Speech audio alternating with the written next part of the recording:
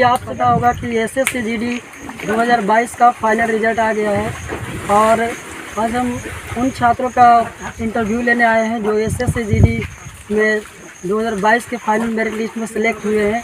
तो हमारे बीच एक ऐसी स्टूडेंट हैं वो आपको जर्नी अपना शेयर करेंगे शुरुआत से लेके सफलता तक का। सबसे पहले आप इंटरव्यू दीजिएगा।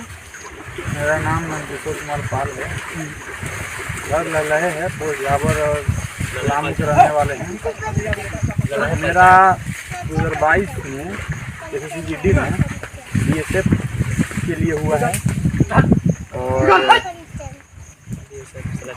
नेक्स्ट मंथ 27 अक्टूबर को मेरा ज्वाइनिंग है।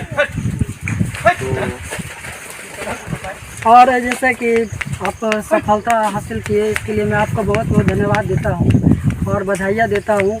और आपने किस तरह से कब तैयारी शुरू किया करना इसके लिए स्टार्ट और क्या क्या समस्या का सामना किया और यहाँ तक आज सफलता हासिल किए हैं उसके बारे में थोड़ा बताइएगा।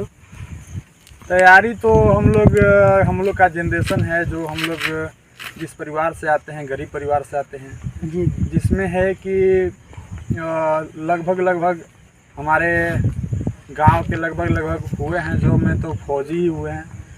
एक मेरे भैया भी हैं, एक फौजी में ही है, चचेरे भैया हैं वो।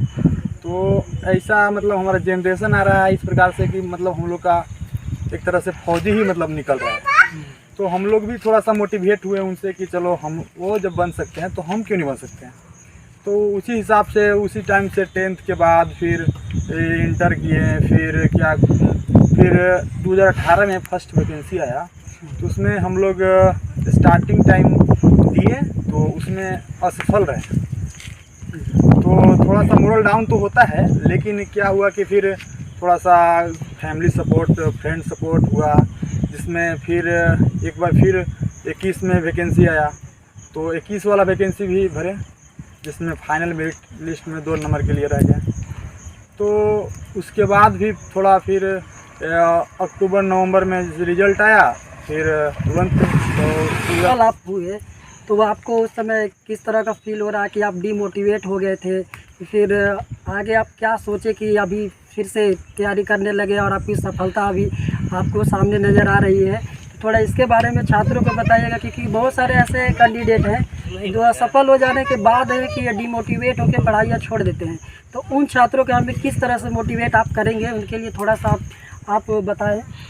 उन छात्रों को मोटिवेट हम इस प्रकार से करना चाहते हैं कि सफल और असफल तो लाइफ में लगा ही होता है, लेकिन असफल के बाद जो खड़ा हो जाए और उसका तैयारी फिर से करे वही उसी को सफलता मिलता है। हम लोग एक गरीब परिवार से, बहुत ही गरीब परिवार से आते हैं और हम लोग के पास कोई ऑप्शन ही नहीं है, इसके अलावा कोई ऑप्शन ही नहीं था सामने, ठीक है। तो हम लोग कुछ कर भी नहीं सकते थे, बचपन से बस पढ़ाई में लगे थे और बस सोचे थे कि बस फौजी बनना है, आज कल तो भाई बनना है। तो ऐसे डिमोटिवेट लोग होता है, करता भी लोग बहुत है, लेकिन फैमिली को देखकर और अगल बगल जो भी दोस्त जो सपोर्ट करता है उन लोग को थोड़ा सा मोटिवेट मिला और फिर हम तैयारी करना शुरू करें। तो देखिए हमारे विशाल जी बताए कि अपनी आर्थिक स्थिति को देखकर और जो अगल बगल के जो हमारे लोग सक्सेस हो रहे हैं उनको देखकर मोटिवेट हुए और असफल के बाद भी अपनी तैयारी को जारी रखा और इस प्रकार आज ये बीएसएफ के पोस्ट पर इनका सिलेक्शन हो गया है। और इनको किस तरह का भी खुशी महसूस हो रहा है और इनके फैमिली में जब ये रिजल्ट को शेयर किए होंगे किस तरह का खुशी फैमिली में छाई होगी इसके बारे में इनसे हम जानेंगे। रिजल्ट आने के बाद तो सभी को खुशी मिलता ही है, खास करके अपने जो घर में जो फैमिली होते हैं, मम्मी होते हैं, पापा भैया जो भी होते हैं, भाभी होते हैं, सबको थोड़ा सा खुशी तो मिलता है, बहुत सारा खुशी मिलता है। उन लोग बहुत मेहनत करता है इस मुकाम पे पहुंचाने का, उनका सबसे बड़ा हाथ होता है, तो उनको तो ऑब्वियसली मिलेगा ही, खुशी मिलेगा ही मिलेगा। तो उन लोग को खुशी बोला कि चलो मेहनत किया तो आज सफल हुआ। और आप जब रिजल्ट देखे तो आपको मतलब उस समय रिजल्ट देखने के बाद तो खासकर मैंने तो अपना रिजल्ट देखा ही नहीं था।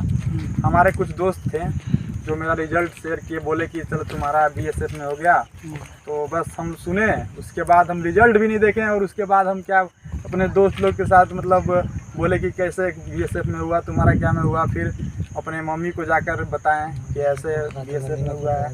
उसके बाद फिर हम कुछ देर बाद फिर रिजल्ट देखें। खुशी तो बहुत मिलता है घर वाले को, इसमें कोई दो तो लगभग आप कितने साल से तैयारी कर रहे थे? मेरा तैयारी 2017 से लगे हुए थे इसमें। बीच में आर्मी में भी लगे हुए थे, उसमें सफल नहीं हो पाया। तो फिर जीडी 18 में आया, फिर उसी टाइम से जीडी में 2018 से जीडी में लगे हुए थे। 3 बार जीडी दिए, 2 बार असफल। एक बार तो एग्ज़ाम ही क्वालिफाई नहीं हुआ, सेकेंड बार क्या बोलते हैं मेरिट में छट गए, तो इस बार फाइनली सिलेक्शन हो गया। तो फाइनली इनका सिलेक्शन हो गया। और छात्रों को ये बताएंगे कि किस तरह से एसएस जीडी का प्रिपरेशन करना है, कितने पढ़ाई पर फोकस करना है, तो उसके बारे में थोड़ा आप सक्सेस के जो छात्रों का है बता दीजिए। एसएसजीडी एक ऐसा मतलब वैकेंसी है जो लोग अगर जिसका हाइट है और जो मतलब 10th पास है उसके लिए बहुत ही। हाइट में कितना चाहिए बता? हाइट इसमें 170 सेंटीमीटर चाहिए और चेस्ट 80 चाहिए नॉर्मल, और उसको एक्सपेंड करके 85 चाहिए। 5 महीने एक्सपेंड करना होता है।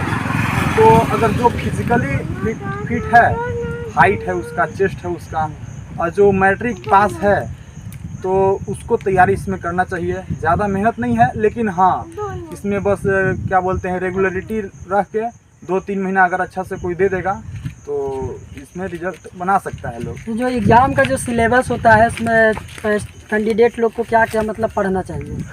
इसमें सिलेबस है अभी नया, पहले था उसमें निगेटिव नहीं था और 100 मार्क्स का होता था और निगेटिव भी नहीं था। लेकिन इस बार जो किया हुआ है 80 क्वेश्चन है, जिसमें निगेटिव मार्क्स भी है, ठीक है।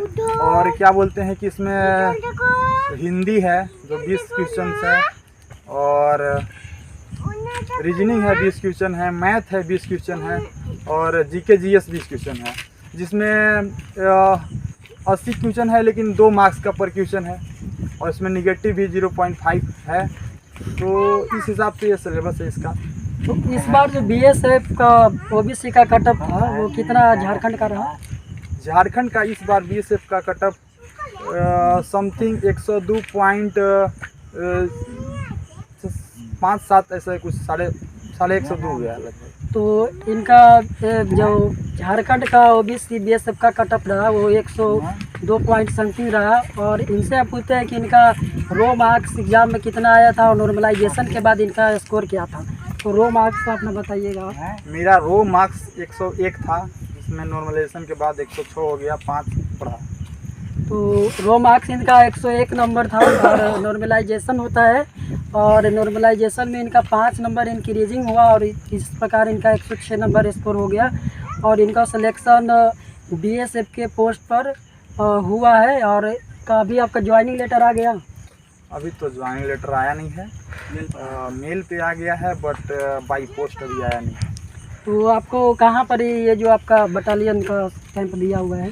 अभी तो जो ईमेल पाया है उस हिसाब से तो हजारीबाग मेरू कैंप में मेरा ज्वाइनिंग है, तो 27 अक्टूबर 2023।